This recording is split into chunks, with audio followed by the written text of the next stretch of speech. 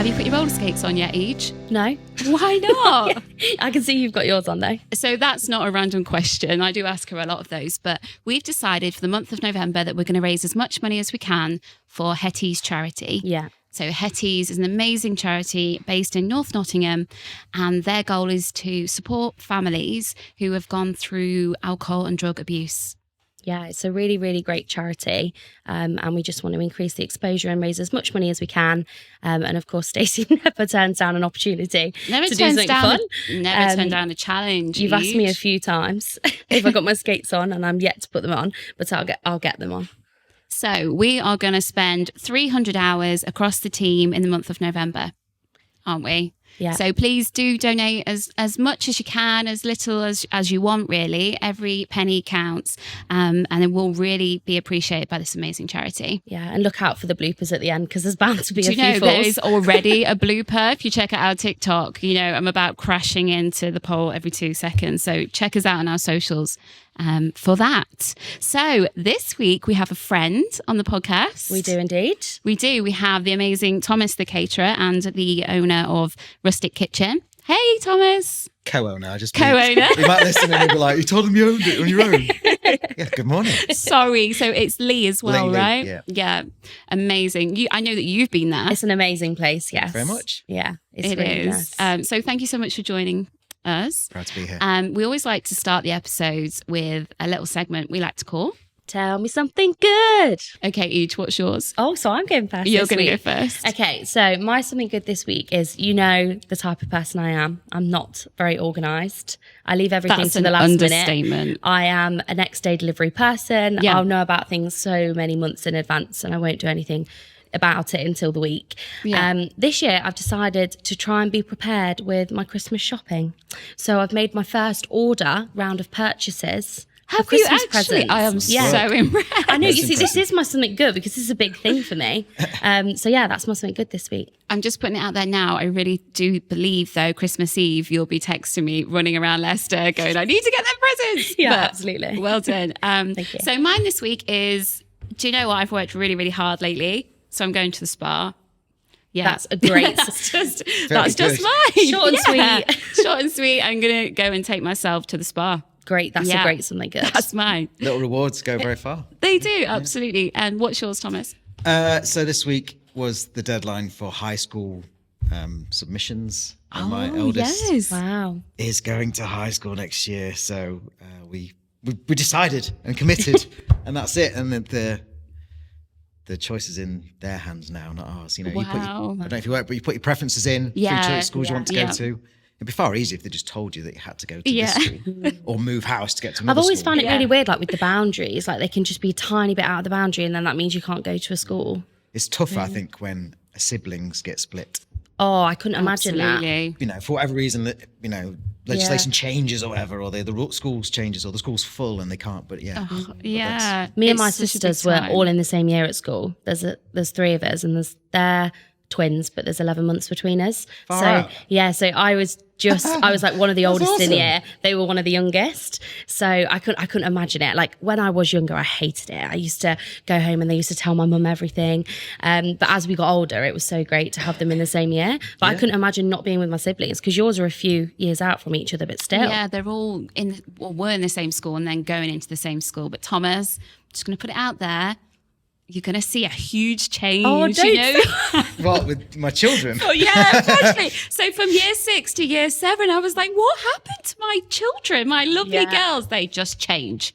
Those teenage years kick in. I'm so sorry to give you the nerves, but I feel like that's the time that you have a bit of a change. rebel phase, not to make it Yeah. bad, but you I mean, do. there is things already you see, like, you know, sneery marks or faces, but yeah, I mean, it's just part and parcel of being a parent, isn't it? It is. It's interesting that you're all in that same scholastic year, because I don't think I've got twin girls, and I'm not. I think recently maybe, but you had two built-in best friends. Yeah, so we Like- had it. Oh, yeah. My mum actually, the school we went to, way back in reception, they actually moved to the village they did because they had 3 classes, because my mum and dad tried really hard to keep us separate, Yeah, okay. make sure we established our own friendships, we're really independent. Fast forward, we just ended up in the same friendship group and we did everything together. We had our own friends, of course, but yeah, it was good to have them in the year. if they're on the same page. If you hate each other and then you're all running home and telling your parents what happened at school, it's not ideal. No. But yeah, You're it's really so good. close now as well, which is really nice, aren't you? Yeah, definitely. Okay, so let's get into it. Let's get into the nitty gritty. So, Thomas, you've been in the industry a long time. How many years, can I ask? As a wedding caterer, it's just coming up to 11 years. Wow. Wow, yeah. And as a chef, I'm 40 next year. Woohoo! And I'm looking forward to that. Big party. And I started cooking when I was 15, so that's 25 years. Wow. Wow. Okay. So I was trying to figure out when we first connected, when we first started talking. So I did the deep dive into the Instagram DMs, and it was 5 years ago. Was it 5 years ago? 5 years ago. It was 5. That must I have been love just deep, before we moved then. Yeah. Yeah, it's 5 years ago. So I think we had met maybe at an industry event, I think, and then you kindly invited me over to Thomas Towers. Yep. At that time, I had a very young, Amelia, like she was a baby. And my sitter let me down. So I sent you a message and went, this is really unprofessional. Can I bring my baby? Because my sitter's let me down, but I want a chance to talk. And I think you replied with, I'm a family man, like bring her. Absolutely. Yeah. Baby in tow. Baby in tow. So I arrived at Thomas Towers and we went for a walk with the pram. Yep. And I just picked your brain for about an hour. And nice. It was brilliant. And actually, that conversation set me off on my path of how important a personal brand is. Yeah. Because before that, it was sort of a buzzword around that time. But I actually really invested in some time. And that's where I started on LinkedIn. And many people that know me, that's the platform I champion. And most of our business at this company, The Venue Experts, comes from LinkedIn and from my presence on there. Yeah, so cool. Thank you for that. Yeah, well, you're welcome. Do you know? Glad to be an inspiration. Or at least help in some way. I'm very flattered. Do you know, I don't know if you can remember what you said to me. Oh, no.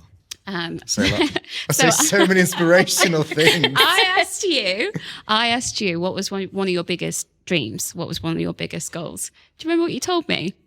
Because I remembered it to this day. I have a silly audacious goal though, which I'll tell you after this if it's not that. I'd love it to be the same thing. You told me one of your goals in life was to be on Strictly Come Dancing. Yeah, that's still Was it. that the one? Yes. I don't really care for it too much anymore, but I like the idea of being like so influential. Yeah. Someone told me years ago about being like the first celebrity web designer. And I was like, that's interesting because there aren't any famous web designers, but there must be people that are doing really well. Yeah. And I was like, imagine being the first like celebrity wedding caterer and I don't really want to be celebrity because I get recognised a lot anyway. But it was more that I just wanted to, I like the idea of going to work and dancing with a pretty lady every day and getting paid for it. Why not? Absolutely. That's good. But also just like, if you get to that point in your career where people are asking you for those awesome opportunities, that's just cool. Yeah. It's not so much the actual going on it. It's I could liken it to going on, I don't know, the jungle or something. Any one of those. So what I took from that conversation was it flipped my mindset around, I wanted to be the best at whatever I did, but by building this personal brand where I am recognizable for my skill set, sales and marketing, that helps my business tremendously. And all the opportunities I've had, being the female entrepreneur by Telegraph and the things I wouldn't have got if I didn't have that presence. So cool. thank you for pushing me down that path. It does work. And if you are sort of the figurehead and you're happy to get in front of the camera or the microphone in this case or whatever it might be, or on camera as well, it's easier. It's far easier to do it. There are people that will just market the cake that they sell or, the venue as well. But if you're the owner of the venue or the cook behind the catering company. Yeah. It's the stories, isn't it? It's a story, absolutely. It's the why doing and it's it. easier to fold into your own story as well, that you're, I don't know, family man that does a bit of cooking as well. You love to see the person behind the brand, definitely. Absolutely. Like we always talk about the owner effect for wedding venues when people are looking around, and if you're looking at Instagram and TikTok, it's good to see like the behind the scenes stuff, the real content of the people. Definitely. We had an amazing inquiry a couple of months ago from a wedding venue in Texas, and they reached out to us because they saw a TikTok that we'd done about which Harry Potter house that we were going to be in on TikTok, and it was that silliness, but they aligned with the people. So they said they wanted their team to work with a team that was just like them. So it works. Are you off to Texas? Exactly. So Texas, Houston, Are you off to Texas? Yeah. Cool. Yeah, we are So- at some point. Yeah. We can fit that in the diary, but yeah. Yeah, Exciting. absolutely. So you've always been a chef. So you just said, Yeah, so I decided to be a chef at 7 years old. oh, wow. Yeah, I was 7, and I'm not sure if my dad made it or if I went to the restaurant, because my dad ruins it sometimes, but I had spaghetti carbonara and I was 7 years old, and I don't remember. And it's Emily good, isn't T's it? favourite Emily there. loves Yeah. that. Well, I ate that at 7 years old and went, holy moly, how do you make this bowl of deliciousness? And I even made, like, this is cute. When I was like 8, I went to the same Italian restaurant and made them like a sticker and said, you get Thomas's approval for. Oh my Oh, God. I know, it's that's so so cute. cutely I gross, isn't absolutely it? love that. And I That's so just cute. and I loved it, and I remember thinking, right, this is what I'm gonna do. And so every day I just ran home from school and made dinner for my family. And my parents were really supportive of that. I'm not an academic by any means. I'm certainly not an administrator. Did they make you do the washing up afterwards? I used to run home from school every day, and they make the dinner, and yeah, I used to tidy up after myself, yeah. But they were just chuffed that I made the dinner. Yeah, I'm sure. Although Mum was a great cook and my dad could cook, apart from that one time, you'll hate this, when he put a tin of tomatoes in the carbonara. Yeah, I know. It ruined dinner. I was like, what's this? I Wow. bet that upset you a lot. Massively. But yeah, it's age 7, so age 11, I really started getting into it. Mhm. I left school. Well, I got my first job at 15 as a kitchen porter, and then swiftly into the kitchen like 2 months later, Wow. and have been cooking ever since. That's interesting because a lot of people, I guess, when you're young, you have all these ideas like kids want to be astronauts or Yeah. they want to be Amelia's a ballerinas. Monster pop truck star by drivers. day and a vet by night, or maybe it's the Exactly. way around. But yeah, You go through so exactly. many different careers that you want Yeah. to be, but it sounds like you had this goal and you were I like, knew that's it, what I yeah. want to do. I love that. Before that, I wanted to be a flying doctor. Okay. Oh, So that's completely different. like that. That's from the TV show. And did you work your way up, commie chef? Absolutely, Or yeah. There's through no all other way. the You have different- to, yes. So I got myself a job in a similar place for 1998 or whatever it was, as to Rustic Kitchen in Retford. Oh wow. And it's still there. It's called the Bakery. It's still there now. And I did like paninis, and it was actually all Break Brothers, like lasagnas and stuff. Yeah. But knew I wanted more, and there was a restaurant really close by that had a young guy called Patrick Thompson, who was a Roos Scholar. Do you know the Roos Scholarship? Yes. Yeah. So he won the Roos absolutely. Scholarship, first Yeah. time, youngest age, like Wow. straight in the. So a great chef, a really young guy. And yeah, I worked with him for 2 years before the restaurant sadly closed down. So then I got a little job locally before I took off to France. Spent 4 years bumming around in France. Oh, Working on that. I Very worked for nice. like the Orient Express. I used to do like cruise hotels and stuff. It was really nice. Yeah. Then I took off to Australia and then came back to UK, where I worked locally at the Hammer and Pincers. Oh yeah. very Love nice. hammer and pizzas. Yeah, very nice. And then I did a little spate in between Australia and the Hammer. Did a little spate in London with catering, and I was like, this is definitely what I want to do, because I Yeah. did, work in a restaurant, being a chef is all the weekends, all the Yes. events Yeah, you miss. yeah, I was absolutely losing is. friends more than I was gaining friends. Yes. It was just this. Speaking we all to know the choir. hospitality. Yeah, we Yeah. do. And yeah, it got to the point where I was like, right, I need to do something for me. So Thomas the Caterer began. Wow. And that's how you got into wedding catering then, I guess. Was Well, it? no, I was actually planning my own wedding. I found that there wasn't really a truly bespoke caterer Mm. around. Like everyone said, yeah. But then they would thrust like, Menu ABC. thank you. Yeah. She's read my marketing, guys. But it's true. We create menu you. So there Yes. wasn't like there wasn't anyone that could do that.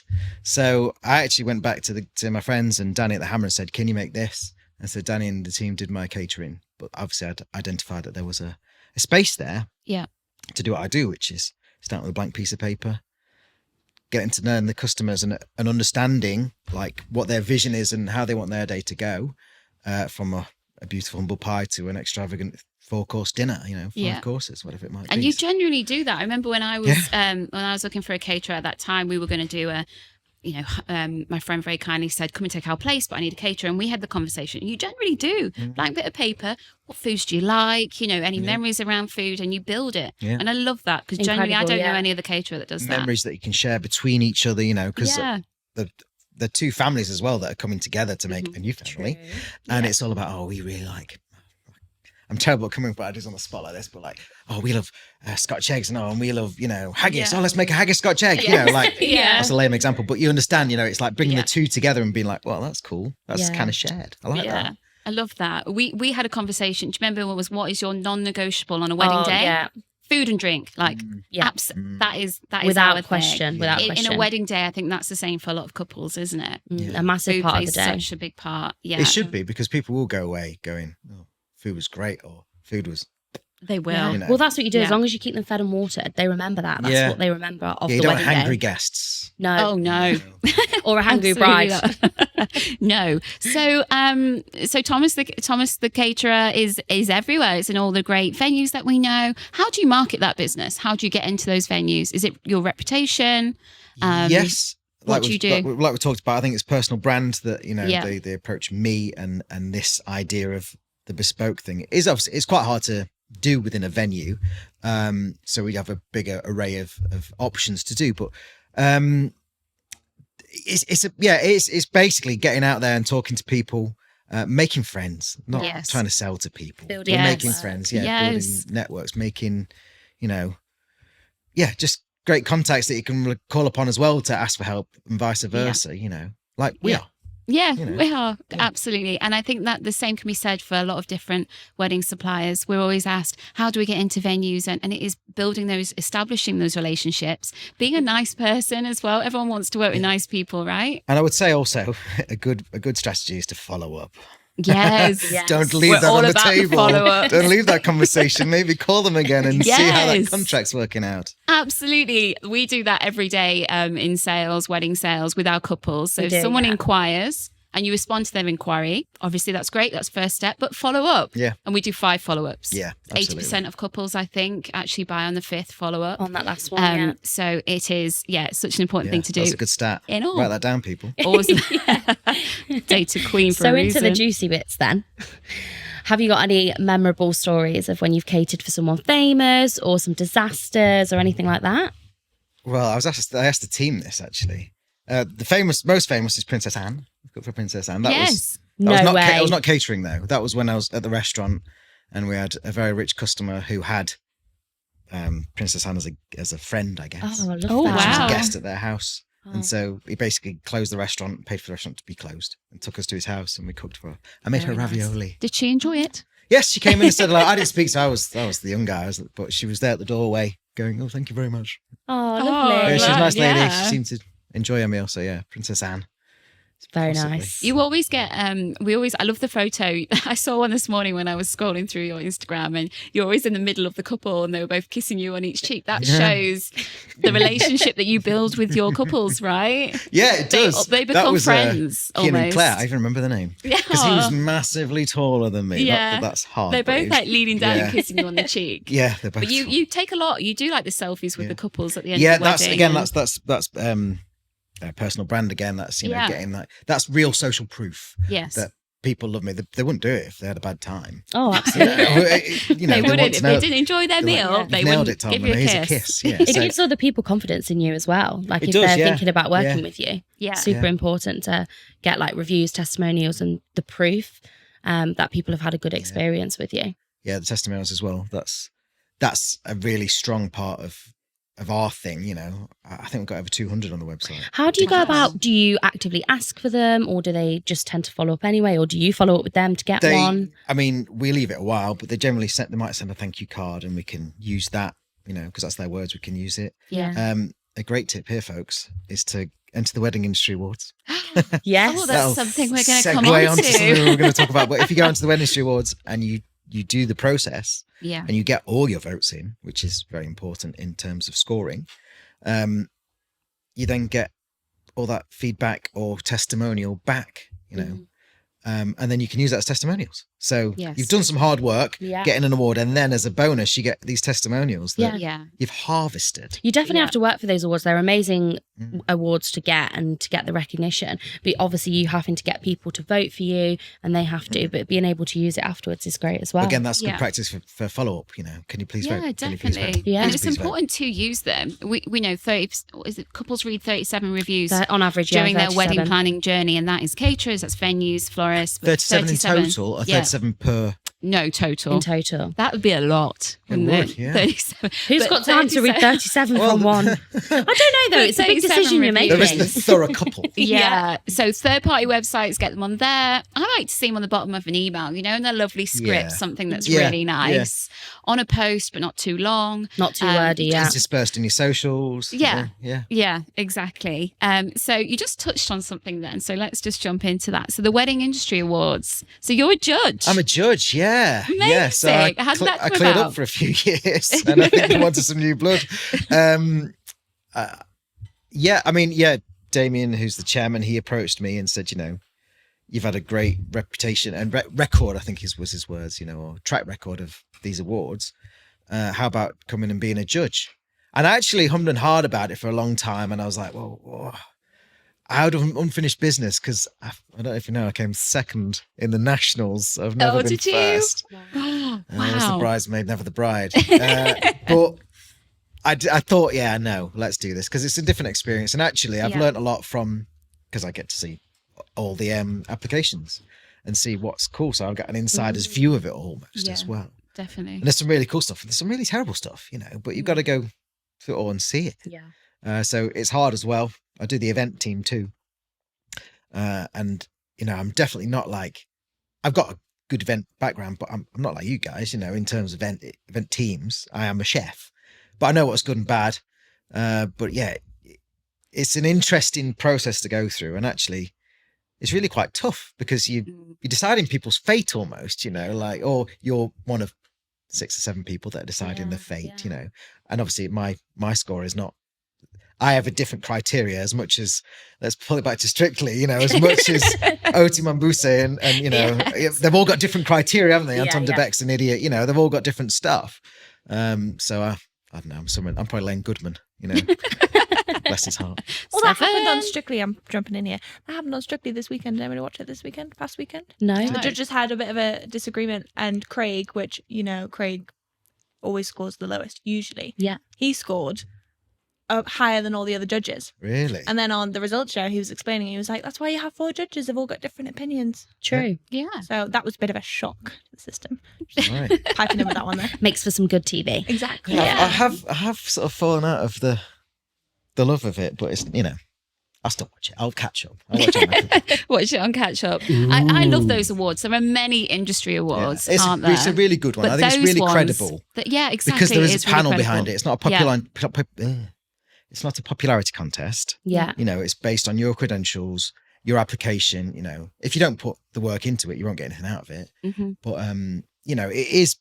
I found it the fairest when I was doing it. You know, I've won awards that I thought, well, what did I do to win that? Yeah. Pay the fee to go to the event. Yeah, you know, yeah, and that's, yeah. And I get that it's a business, but they have nailed it, being that they make a living from it, but also it's fair. Yeah. True. And so it elevates you in your sector, whatever that may Yeah. be. So are you judging caterers or like every category? No, just the caterer and the Just event caterer. team. Oh, right. Okay. Yeah. Me and you went to the Wedding Industry Awards. Oh, we had a fab time. Do you remember? Yeah, it was at, what venue was it at? Pumping Pumping House a House. few years ago. Pumping Yeah. House, yeah. Yeah, it was so fun. It was. Lots of Prosecco. Yeah. Of course. It is good fun. It is good fun. And it's so nice fun. to also entering that, you know, you don't get to hang out with industry bods and do a bit of Yeah, networking you get and meet to new see- people yeah. and maybe make great connections and have, you know, have a good time as well. Yeah, and maybe just come to back with a bit celebrate. of, well, it's not silverware, it's acrylic, but it's a nicely shaped thing. It looks lovely. Well, we'll be keeping our eyes on that. I can't wait to Yeah, see. definitely. It's A lot next of week, our isn't friends. Is it next week? Next week starts the It's on the- regionals. Oh, Same day as wow. one of our road shows. Yes. But we've got a lot of friends, obviously 3.5 Vicky. hour drive Yeah, away. Vicky. Okay, so let's jump back. So we've already established you're a family man. Yes. Have you found the holy grail that is the work-life balance? No. No. I'll be interested to know if you have. Okay. No, it's a How does it constant work? battle because it's Mhm. it's ebbs and flows, peaks and troughs, you know. Mhm. I haven't, but I have moments of gold. I always block out a summer holiday. So I have 2 weeks in the summer, no Yeah. matter what's going on. It takes a bashing on my turnover, but I just do it for, you know, it's well worth the time. So I have 2 weeks in the summer and I always have Christmas off and then another week or two, half terms and everything. So, and my wife actually is really strong at whacking me over the head and going, "You're coming on holiday." Yeah. Yeah. And yes, I am. Good. And I blooming love it. And then, yeah, you know, I was a chef before I was a family man, Yeah. and that's Yeah. my job, and it's what I really love. So there's that to sort of contend with, that I am really passionate about it, so I really enjoy it. It's not like I'm just doing it for money. Yeah. And I could probably earn better money elsewhere, honestly. I think I could probably do something else and earn a lot more money, but it's about the passion of what I'm doing and really enjoying it. And I was brought up with that, my dad hated his job, and he was like, just get a job you really enjoy and it won't feel like work. Yeah. He dragged his ass to work, and, but got paid loads of money, and that's probably why I kept going, so I was doing, and I think that's really important. And, 7 years old, 40 years old, I'm still super passionate about food and Doing want to what do you that. love. You can tell when you eat your food, Thomas. You can tell. So just jumping forward in the questions, but I feel that it's a great point to come in. Your food is delicious, playful, but full of nostalgia. Like, where does it come from to put pickled crisps into a toasty? Where does that come from? Well, that's actually collaborative. I got, that's Love Leanne and I it. working together on those things. And that's what's good about Rustic in comparison to Thomas the Caterer, is that we bounce ideas off, and what you think you're adamant, because we are ultimately adamant, because we're both quite strong characters, of what is right. Yes. Yeah. We'll Yeah. turn and be like, actually, yeah, no, that's Do you better. rip the rule book up? Like, actually, you do, don't you? Like, you just... I think Do that- what you want. I what think you what we're want. doing at Rustic Kitchen, especially, is doing the food that we want to eat. Yeah. And making it fun, making it playful, but also giving the people what they want. I was talking to a guy at the burger guy that comes to Rustic. We do burger nights and stuff, and he was like, "People love crisps. You put Yes. crisps in a burger, and people love it." And I'm like, "Yeah, Crisps in a absolutely. Everyone likes a burger. crisp sandwich. but it's a posh crisp sandwich. Yeah. Putting fancy crisps in a lovely cob with delicious roasted ham and a lovely sauce chutney and some nice cheese, and Delicious. God, It it's making goes me on. hungry. You keep going on about the coronation chicken Yeah, sandwich. I had a fear. Rusticination, yeah. So I have a fear of coronation chicken. You had a fear. Yeah. It just used to freak me out. Like sometimes I was scared of coleslaw at one point. I And think it was. Are you scared of bananas as well? No, that's No, Lucy. Lucy. But Yeah. you know where, like, basically went from actually working in a wedding venue. I used to go past the kitchen and they used to have just massive volumes of coleslaw, and it used to freak me out. So anyway, It's not a pretty thing. that stemmed No. on It's a bit to spiky. coronation chicken, where I didn't really like it, and I'd see it in the shop and I'd just think, oh, that's so weird.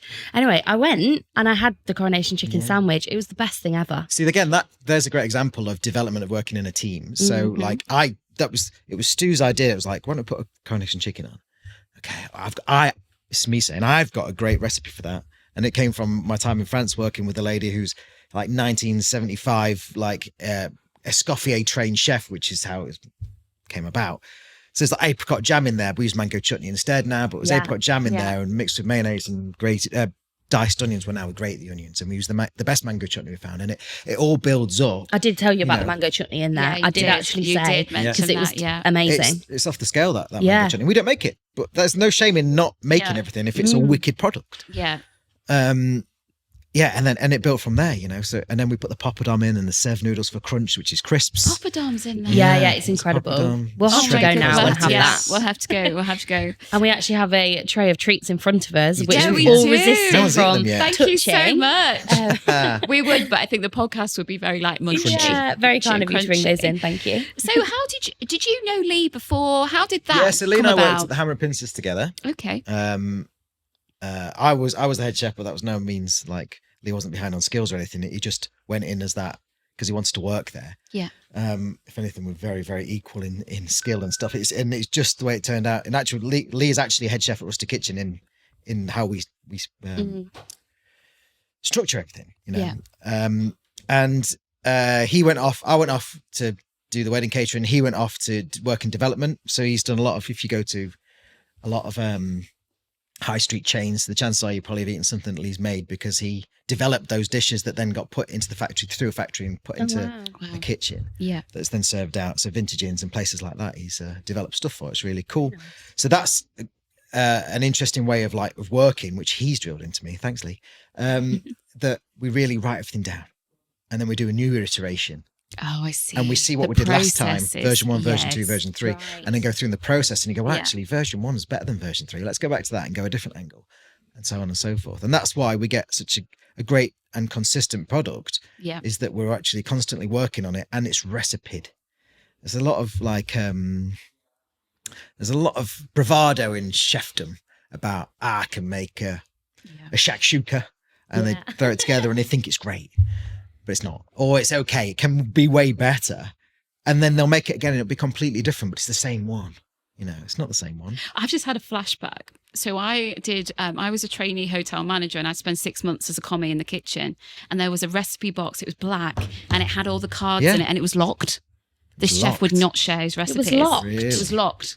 You had to ask the chef permission to open it, to take the recipe, to make his recipe, because he thought he was the best. But I remember that little recipe box. I get that. I do get being I get being quite precious about your recipes. I think he spent a long time developing it, and it was but ultimately you do have to share them to bring the knowledge on, and also to one team, and also we see it as like a rite of passage, if you leave here, you can take these recipes with you, because ultimately you know where they came from, but these are great recipes that you can use and develop your career into something. I love that. That speaks to the That is person. so I love great. training people. Yesterday we made that. You'll see that if you go on the reels at Rustic Kitchen Co. You'll find a video of me. Well, not me. It's actually a picture of Jacob, but I was helping him make a pie, and it's a winner. I mean, it looks incredible, and they're like, "Well, that's cool," because I don't profess. I'm a bit of a pie master, but not in that style of pies. Yeah. And I passed what knowledge I had on to him, and he made this wicked thing, and he went home dead proud. And so did we all. Amazing. Yeah. It's cool. It's really Talking cool. of younger people, he might be younger than you, but just in terms of training and developing people's skills, do you have any advice for people trying to get into the industry or trying to get into chefing? Yes, definitely want to do it. I think, dare I say it, the less is more with everything, but it's better that 15 students go into college this year than 35, 40 that don't know if they want to do it or not. Yeah. It's a big lifestyle choice. And I think that's what's stopping people joining the industry now, is that it is, and it's what we've lost after the coronavirus, is the people going, well, I don't really enjoy this anyway, and why am I going back into it? Why am I working every Because you were saying that, Saturday? weren't you? People retrain as a blacksmith or something, and go and do that. And just enjoy it just as much. It's something that we're hearing from all our venues at the moment is, where are all the chefs? Yeah. Where are all the young chefs coming up? And they're just, I think like you said, you've actually really got to want to do it. You've got to have that 7-year-old passion in you, maybe. I think it is getting a little bit better. I think there are people returning Yeah. because actually they're going, no, I do miss that. I want to do that again. But yeah, it is tough to recruit, definitely. Yeah. Especially in the wedding industry and in hospitality in general. It is the evenings, it is the weekends. It's a big sacrifice, I guess. But it's so fun. It's so fun. Yeah, it is fun. It's all all the bad. best fun. The camaraderie in the team, and you smashed a good service. To me, I can't find that feeling again. Yeah. Well, maybe when I get a really good venue for venue experts, doing You're the deal. skating up and down the office. Yeah, but when you've smashed a service and the chef's like high-fiving you and the team are like, yes, Yeah. that buzz definitely. is I worth just had a it. flashback from you, Stacey. I think it was an awards you were running. Oh gosh. And What did and I it was do? like, do you remember that Friends analogy when I think Joey or Chandler's talking about, no, it was Ross. Ross was talking about Tom Selleck's character. What was his name? You're What not was Friends his name? Friends? Yeah, it was Monica's. Richard, yeah. thank you. I don't dare was say it playing- on the podcast, but I don't watch Friends. Well, he just did. Well, that's terrible. He was like, Richard playing baseball. He's like, first base, bug bunny, second base, Bugs Bunny, first base, bug bunny. If you know it, you'll know it. Yeah. And that was what I observed whilst eating my dinner. I was like, there's Stacey. Love it. Everywhere. I love It's it. fun. Butterfly service all at the same time, and people look up and they're like, wow. Where's my It's dinner? like being There at it is. theatre, a show. Yeah. It's there. Yeah. Presented exactly how Chef And it told me to is put it down. about theatre. Yeah. I think that's a big it thing. is. Again, that's another one of my sort of things is let's have a bit of theatre. Whether it's dry ice is really hard to do at weddings, so please don't get any ideas, listeners. But, dry ice or even just like a little flag in your canapé Or how you to say where it present came them. from, how it's presented. Putting all the plates down at the same time, that's lovely, Yeah. Things like that, those little bits of theatre. I remember you loved it. So also in our DMs, we kept sending each other pictures when we were at different events. And I think so it was like a zombie party, Halloween. Oh, and we were cool. serving things in like ration packs, and I sent you a picture and you're like, oh my God, what's that? Where's that from? I love that. And it, it lights you up as well. So, We did lots of stuff like there was a guy that was in the military, so he served one of his courses in mess tins. And yeah, I love Wow. that. I kept those mess tins for 4.5 years. I gave them to the Cubs. Did you use local them Cubs. again? No. Oh. And that's what's Just frustrating in about the case. theatre stuff, and that's why it costs more, because you may not use that prop again, and then you're Yeah, like, but you great. better believe that the guests will remember it. Yeah. Oh, definitely. Yeah. Or serving definitely. they had a BFG, a Black Forest Gatto, and I was like, shall I dress up as a granny and come in on a tea trolley and stuff like that? Love it. I did love it. serve it off a tea trolley. Amazing. So you touched on this a minute ago, but EJ, did you know we've got royalty in the room right now? No. We have the king of pies. Thought we were coming back to Princess Anne. I was wondering how we were going there too. The king of pies. So What did I say previously? You know, I love a pie. You know, I live in Melton, so it's like the pie place. Yeah. Of course, Tell me about the pies. Yeah, so Where do you get the time for all this part thing? All I these didn't tell you things? was I did about 6 months or so at a pie factory in Leicester as a development chef. It didn't work out. I wasn't right for the job, but I did enjoy learning about the pies. So I basically absorbed everything I could about these pies. And then to annoy them, I entered the Pie Awards, which is what they used to do, was like an annual thing to then win, to obviously make them, you know, leaders in their field. And the first year I did it, I cleared up. Wow. I think I ended chicken and leek as a chicken and vegetable pie and a Nice. steak and ale pie and got a trophy. I was like, oh, this is quite addictive. This is I quite like nice. winning. Holding it. It's a massive trophy. Wow. You know, and I was like, oh, that's fun. It was in St. Mary's Church in Melton, the home of the spiritual home of the pie. Yeah. And so I kept doing it, and my toilet's full of certificates, and I've got a shelf that's full of trophies, and I really enjoy doing it at wedding. It's one of my favourite things to do at wedding, and I think it signifies, it's a soppy bit, but I think it signifies a lot. Like it's made over time. You don't just just click your fingers and a pie's made. You know, it takes 3 days minimum to make. It's made with love. It's meant to share. Like a marriage, Oh. you know. Thank you. That's the right We're all reaction. swooning. You know, Love but that's the that. sort of the and people really enjoy it. You know, so I feel like that's quite a significant wedding food, as long as it's as long as it's wholly encased in pastry, not some gravy sauce with a floating lid. Are you Don't not a do that. pie? Don't Is say that not a pie to you? That's not a pie. No, I agree. I get so Oh. Stew with a lid. disappointed if you order a pie in a restaurant and then it just comes with a pastry top. Like the pastry is the best bit for me, and then I just have the top and I don't have it anymore. So disappointing. To be fair, I do enjoy the lid. Although it's not a pie, but I do enjoy the lid when it's sucked up a little bit of the gravy. I don't want a dry pastry. What's your favourite pie flavour? I really like chicken and chorizo. It's not for everyone, and it's certainly not a mainstream wedding flavour. Well, we have done it this year, and it was delicious. Yeah, I like a chicken pie. I love like a steak and ale or a steak and Stilton as well. Oh yeah, I love steak and Stilton. I'm quite filthy as well. Like, I'm filthy. Or sorry, but like a macaroni cheese pie or something like that's always like disgustingly fun. you know. Yeah. Wow. Cauliflower cheese is one best veggie pie in the country too. So that's a good one. Wow. I Yeah. love that. Cauliflower cheese pie. Get yourself some of these pies, people. I know.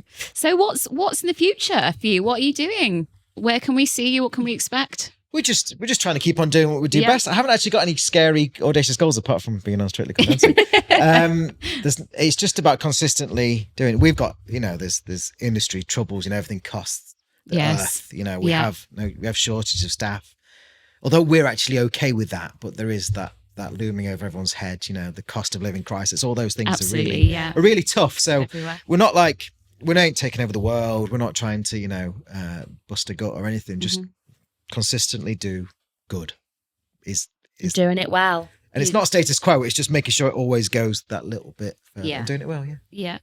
I love I wouldn't that. want to say that we're gonna open a wedding venue and you guys are gonna come But and if help. you do, you know who to call. I'm pretty good at marketing. No, absolutely. Yeah, calling the experts all the time. Thank you. Amazing. Well, thanks so much for coming. I really enjoyed that chat. It's so fun. I'm going to enjoy eating the treats too.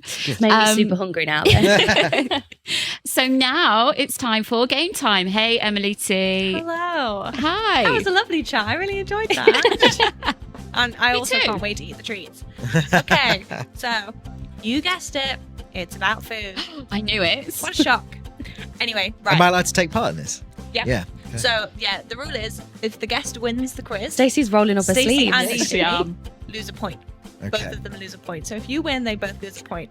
So Okay. just shout out your answers, okay? We've not got multiple choice until the end, and I'll tell you. So, ready? Go. So I'm allowed to shout as well. Yeah. Okay, I'm just Okay. making. I'm not sure if it's like they answer and I tell them the right No, answer. you shout them out. Okay. Hopefully, ready. if I know the answer. We're going I'm against moving a my chef. mug, so I've We're got going freedom against to a chef. move. Okay. I'm loving the preparation. Yeah. Okay. What type of beans are used to make baked beans? Hurricane. Cannelloni. Oh, Arrogant. This is just not going to Navy go beans, but well, arrogant is it? The speed in which you answered that question was ridiculous. beans. Right, come on. Okay. Okay. Which bread ingredient causes it to rise? Yeast. Yes, Stacey. Or the starter. Or the mother.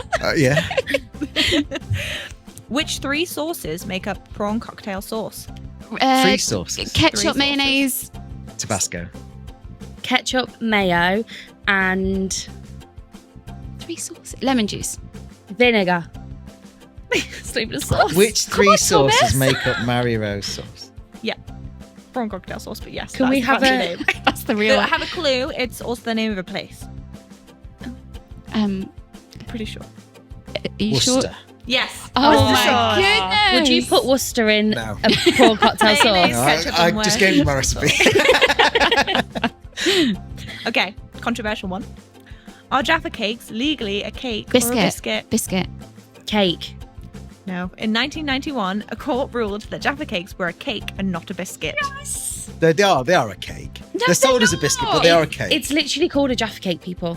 Oh, I don't agree. Well, it said which meant that a lower rate of VAT applied to them, so that's probably why they made it legally a cake. Interesting. Right, options this time, okay. but feel free to shout it out if you know it Okay, anyway. I'll go for that. Where was chicken tikka masala invented? Birmingham. Dudley. EJ, you get the options. Oh, do I get the options? Okay. Locked out. Dun, dun, dun. London, England, New Delhi, India, Glasgow, Scotland, or Punjab, India. I feel like I should go with India, but I don't want to. Don't look at her to see if I that's know, I'm right or trying. not. Don't cheat. What were the 2 Indian ones again? I think we need the New countdown Delhi or clock. Punjab. Glasgow. Correct. It is Glasgow. What the Indian one's Glasgow. I knew that. Oh. I didn't know that. Am I winning? I believe Cadbury's chocolate was founded in Birmingham, so. Okay. No, you're not winning. Well, you're drawing with Tom, so this is the final question, guys. So, Oh, no. are you ready? I'm ready. Just got interesting. There's also multiple options, but we're going to shout Okay. out. Which fruit resembles 60% of human DNA? Is it strawberry, bananas, apples, or oranges? Banana. That is correct, DJ. Just a guess. Joking. Just a massive guess. EJ's Okay. right Oh my God, I Well continue done my on winning guessing. streak. Well done on You've guessing won the 3 in a correct row. answers. Thank well you. Done, well done, well done. Well done. Beat the chef. Oh my God. I mean, I Beat the need to chef. put that in my bio now. A crime Beat the away chef. home. Beat the chef at a food quiz. Well, Yes. there we go. So that's what we've got for you this week. Again, thank you so much to our friend thank Thomas. you. Thank you You're so welcome. much for Thank you for coming in. Next episode, we'll be talking to the lovely Vicky from Inviting Writing. Brilliant. And don't forget to like and subscribe and listen to our podcast on all the usual channels. In the meantime, just remember, there's always going to be another day, another dilemma. So find your something good.